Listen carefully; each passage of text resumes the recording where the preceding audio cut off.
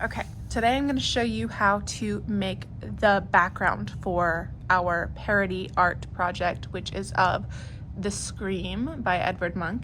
So when we are making this, you're probably going to want some sort of straight edge or ruler. If you don't have one, you can use a folder or any kind of straight supplies you have, maybe a notebook or even paper works.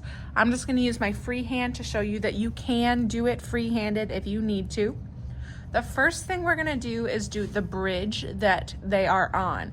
So when we are doing the bridge, we're gonna find about the halfway point and we're gonna go up a little higher. I'm doing it with a Sharpie so you can see. You should do it with a pencil. I'm going to do only the bridge part that they are standing on, not the railing. So I'm gonna go from about here all the way diagonal down, but I don't want to touch the edge of my paper. Also, excuse my view. I wanted you to be able to see the whole paper, so it's gonna look a little fishbowl-y, but we're gonna do what we can. So I'm going a little bit above halfway, and I'm going to make a diagonal line down my paper. Now, I'm gonna do that a couple more times because I wanna make the railings as well. So I'm gonna follow that same angle. It might get a little stretched a little bit because it's like we have a vanishing point somewhere over here, and we're just going to make it look like it's getting closer to us as we get down. So I'm gonna do that one more time, and this is just going to be for like the bottom little like ledge that would be on the bridge. So I'm gonna go here, do my diagonal line. So this is all part of the bridge. Next, I'm gonna do 2 lines for one part of the railing. I'm gonna pretend, here's my little vanishing point, do my diagonal line, not too far up, but a little bit bigger gap than we're used to. It's getting a little bigger as I go down, which is good. That means it's getting bigger as it's getting close to us. I'm gonna do the same thing. Now that's one railing. We're gonna do this one more time with 2 sets.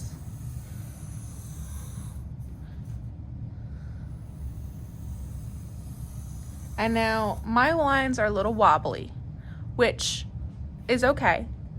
If you want to use a ruler, that's probably better, but I'm just showing you that we can do it without. Now here's the tricky thing, and we've talked about this a little bit, but to make our railings stick up, to make it look like they are up, we want to make sure our lines are now vertical, up and down. If we make our lines diagonal or horizontal, it's gonna make this look flat. So, for example, if I laid my Sharpie down, that's gonna make it look like these railings are flat, kind of like train tracks. But if I go this way, vertical up and down, it's gonna make our railings go up. So here we have a vertical line. So I'm just gonna find the edge. Vertical line.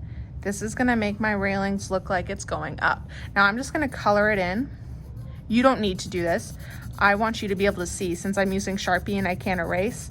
Now it looks like my railings are sticking up. I'm gonna do another one down here.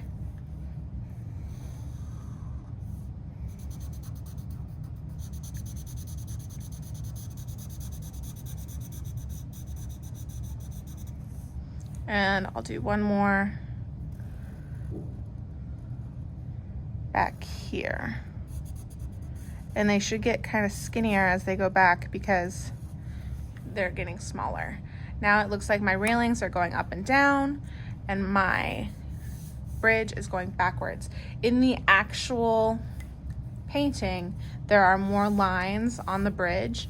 You can add those later when you're coloring. That will help with direction.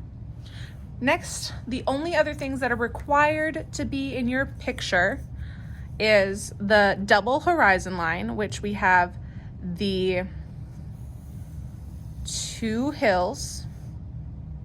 Then we have, you can kind of see half of it and you'll see it in the picture. We have a little landmass, and then the rest is water, but there's like a moving piece of water, and it kind of connects like this. So that's what I meant by double horizon line. And when we're looking at our actual piece of art, you can see how he colored. There's so much movement. So when you're coloring yours, pay attention to direction. You'll be able to see this picture the whole time.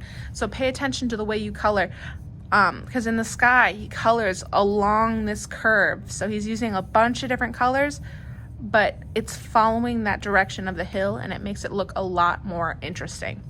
So here is all the stuff that you need to have for your parody. The rest is up to you.